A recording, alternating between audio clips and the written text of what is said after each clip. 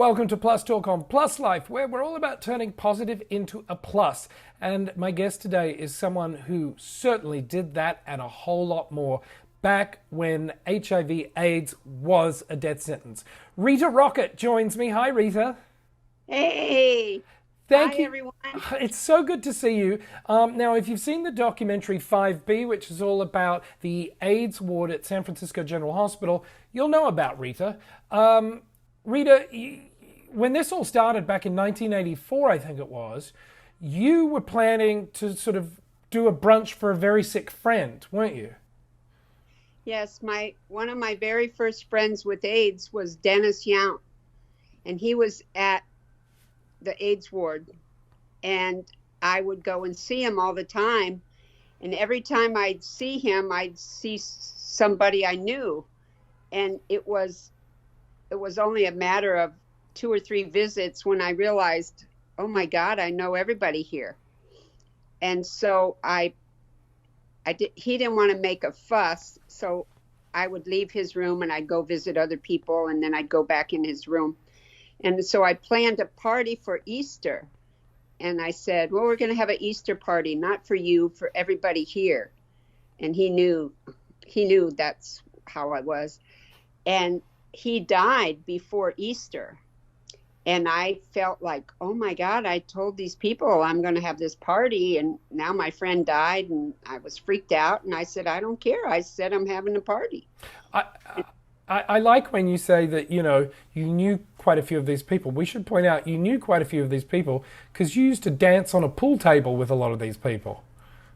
I knew them from the community, different places where I had done fundraisers. And back in the day, before we had a lot of agencies, we used to have rent parties where we would have auctions, or people would bring stuff and donate and sell to help raise money for an individual that was struggling with his rent.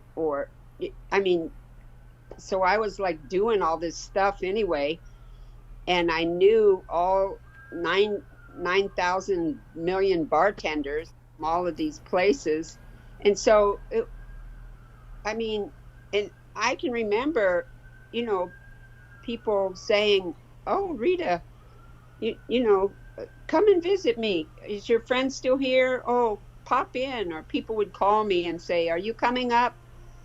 I'm in room 7, What about the person that said to you, or maybe you had a number of people say this to you, that they had a light case of AIDS? Oh, that's what they told me when they didn't want me to freak out about Dennis.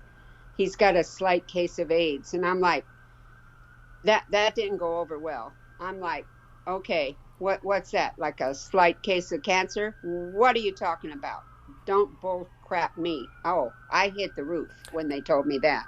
And that I'm guessing was coming from the utter fear and also the stigma that existed around this. And still, the stigma still exists. But in a way, I assume that they were saying that to sort of, I don't know, protect your feelings or hope that you would still come because you don't need to be too scared. It's only a light case. Well, I think they, as my big brothers, as Dennis was my big brother, they were trying to protect me. But at the same time, everyone was diagnosed in very late stages at that point. There were no early stages of HIV. Dennis had TB, he had KS, he had pneumocystis, he had like everything, and so there was nothing they could do. Everything was experimental. The drugs were so heavy duty, and basically it was comfort care that. And that's what the documentary said. One of the things about the great documentary 5B was you were sort of caring for people rather than healing people. Yes, because you had to have hope. Hope's all we had. And I said in the documentary, and I said to people, it's not what you say, it's how you make them feel.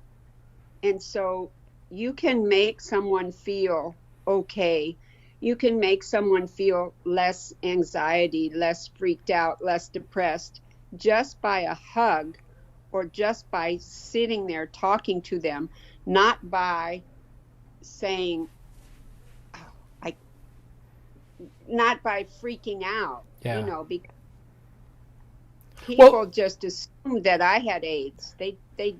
Everybody just thought, well, Rita's doing that because she has AIDS. And I'm like, yeah. How did you deal with that kind of, those sort of things lobbed at you when all you're doing is as you said, bringing comfort to people?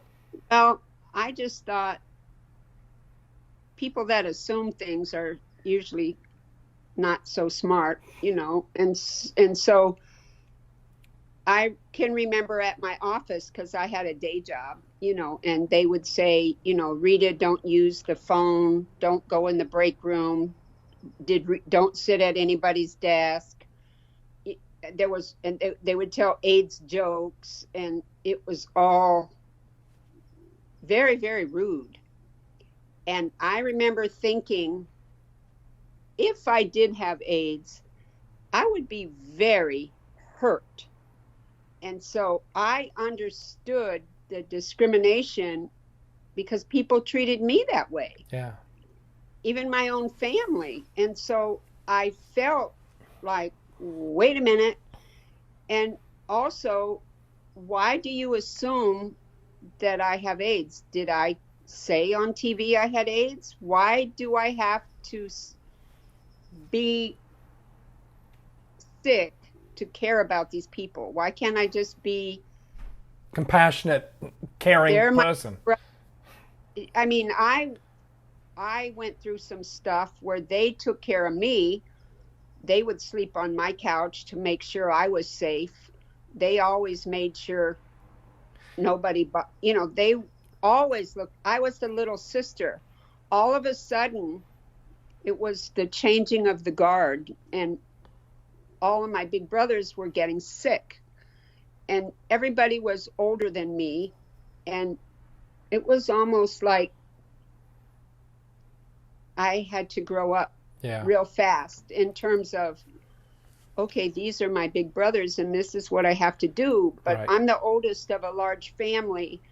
I have that survivor instinct. So when you see that HIV stigma still exists in this day and age, 40 years later after we first started talking about it, almost 40 years since you were working in doing the ward, and yet here we are, and people are still treating people very much the same way you were treated. How does that make you feel? Well, AIDS is not a gay disease. That was my soundbite, because people would try to, in every interview, that was what I always said first, because they're probably going to cut me off. So I'm going to say AIDS is not a gay disease before they can cut me off. And when I was in People magazine, March of '87, I was 8 months pregnant. People magazine came to the ward to interview me on a Sunday.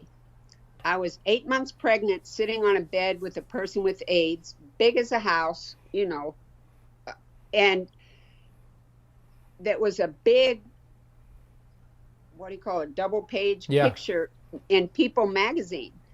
And I was not aware that middle America wasn't ready for that.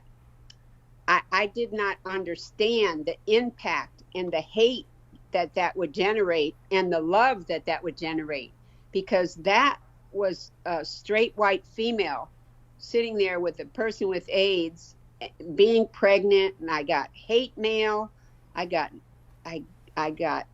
death threats, I got lots of positive mail, but it was like, whoa. It's interesting. I read an interview that you gave in, where I guess a lot of people could say, especially people who were not HIV positive at the time or dying of AIDS at the time, they could say, yeah, I was scared. You said you were scared, but not because for the reasons we would think. You were scared that the patients were going to tell you to go away. We don't want you here. Don't bother us, right? Yeah. And I, I didn't understand, and I thought, oh, what are they going to say? But it wasn't like that at all. It was not like that at all. Everybody was so gracious and welcoming, and the staff, the nurses, the doctors, the administration, Cliff, Allison, everybody, they knew my intentions were just that. That's going to do it for this episode of Plus Talk. If you want more information or just want remembering me. Absolutely, Rita. If you want to catch this again, check out our website, pluslifemedia.com, and be sure to follow us across social media platforms. We are at Plus Life Media.